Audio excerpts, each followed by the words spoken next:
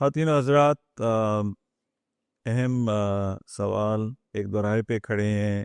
لوگ علاج کرا لیتے ہیں فائبرائڈس اور ایڈینومائسس کا، پھر اس کے بعد ان کا سوال ہوتا ہے کہ کیا وہ آئی وی ایف کی طرف جا سکتے ہیں، آئی یو آئی ایک سی کرا سکتے ہیں؟ اس کا مختصر جواب ہے ہاں۔ اور جو ویسٹ ورلڈ ہے، یعنی یو ایس اے، برطانیہ، جرمنی، فرانس، ایون آسٹریلیا، وہاں پہ آپ پریفر کرتے ہیں کہ آپ یہ طریقہ علاج کرائیں جس میں آپ within hours, within days you are up and about. اگر آپ اس کو کمپیئر کرتے ہیں سرجری سے، مایومیکٹمی سے، آپ کو 6 سے 8 ہفتے صرف ریکوری کے لیے چاہیے۔ اس میں جب آپ ہمارے پاس، اگر آپ تھرسڈے کو علاج کراتے ہیں تو منڈے مارننگ آپ کام پہ جا سکتی ہیں۔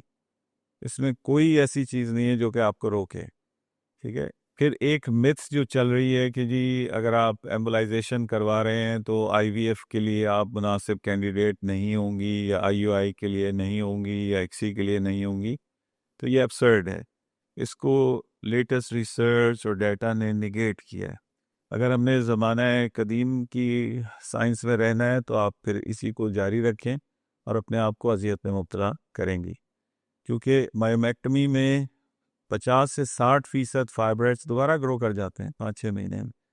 تو وہ علاج کیسے ہوا کہ جو آپ سرجن کے نائف کے نیچے بھی گئے، جنرل اینستھیزیا بھی لیا، 6 سے 8 ہفتے ریکوری میں بھی گزارے، اور پھر 6 مہینے کے بعد دوبارہ وہ گرو کر گیا، تو یہ تو کوئی مناسب بات نہ ہوئی۔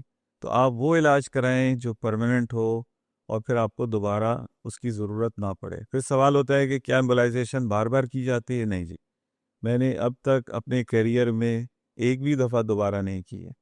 سو الحمدللہ ریزلٹس آر ٹریمینڈس، فینومینل۔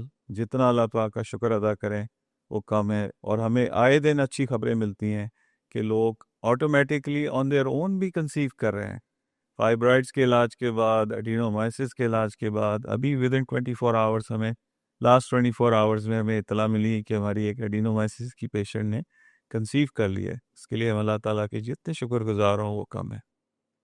سلسلے میں مزید رہنمائی کے لیے آپ ہمارے دیے گئے نمبر پہ رابطہ کر سکتے ہیں اور کنسلٹیشن بک کی جا سکتی ہے۔